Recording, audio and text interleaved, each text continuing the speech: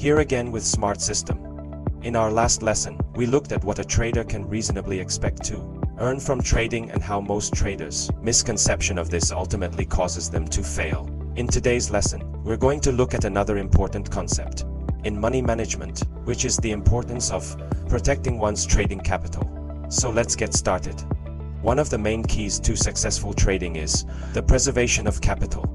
Beyond the obvious point here, that if you lose your trading capital, then you're gonna be out of the game completely, is the fact that, or often overlooked fact, that it takes much more to come back from a loss than it does to take the loss you're trying to come back from.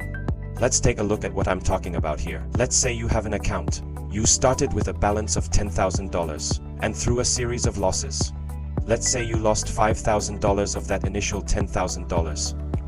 Now that represents a 50% loss on the account. Now that's bad enough in itself, and you're going to be licking your wounds, pretty badly there from that loss.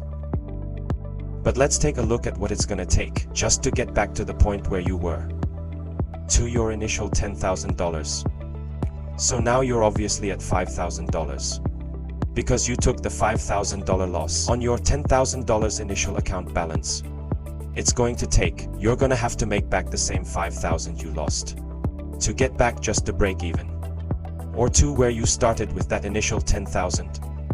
But instead of representing a 50% gain to get back, like it was the 50% loss that you took, because you're starting with $5,000. Now to try and climb your way out of the hole, you need 100% gain just to get back to the point where you took the 50% loss from, so you're gonna need to make twice the amount from a percentage standpoint, just to get back to break even.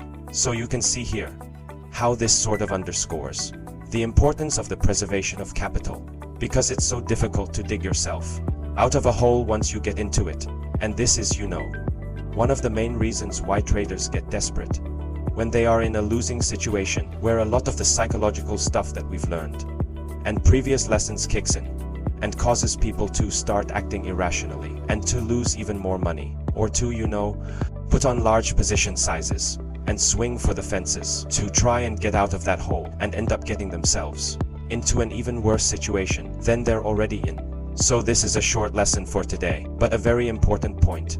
Tomorrow's lesson, we're gonna start to look at some of the different strategies that you can use as different ways to set stop losses once you're in a position to manage against loss and protect that trading capital, so you don't get yourself in this type of situation, and you can be one of the traders that's in the small percentage that are successful, instead of one that's in the large percentage that are unsuccessful. So we hope to see you in next lesson. As always, if you have any questions or comments, please feel free to leave them in the comment section, and good luck with your trading. Have a great day.